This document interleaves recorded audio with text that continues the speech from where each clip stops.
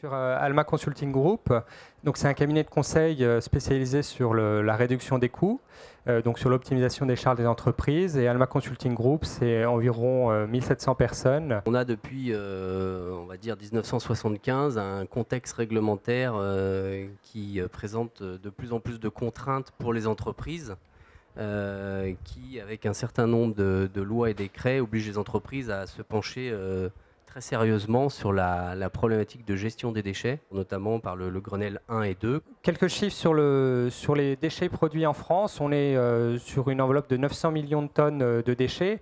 Le marché entreprise, c'est environ 10%. On a deux typologies de déchets dans l'entreprise. On a les déchets industriels banals. Et d'un autre côté, on a les déchets industriels dangereux avec une ventilation par typologie en fonction des activités. C'est un marché aussi qui est dominé par deux grands groupes, Veolia et Suez.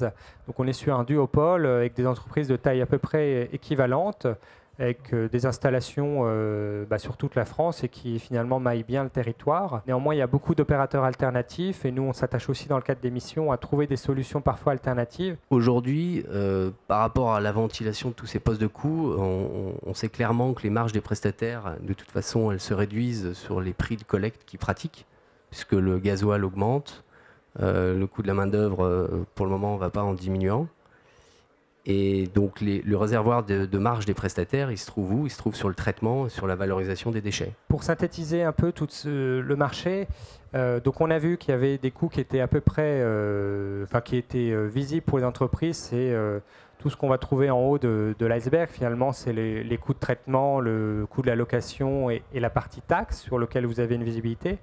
Mais aujourd'hui, il y a une part qui est plus difficile à appréhender pour l'entreprise, c'est le coût du tri des déchets.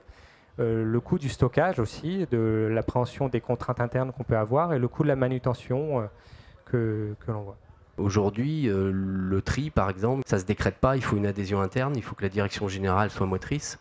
Finalement, l'organisation et la mise en place d'axes d'amélioration autour de la gestion des déchets, elle doit être cohérente avec le respect des contraintes internes.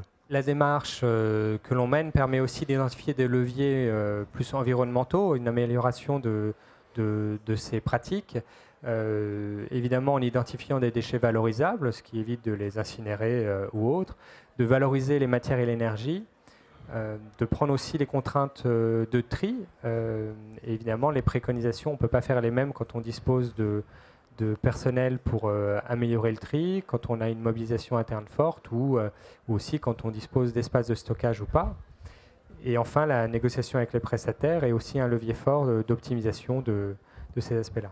Voilà la vision que nous, on a, c'est mieux trier, plus valoriser, moins dépenser et mieux négocier.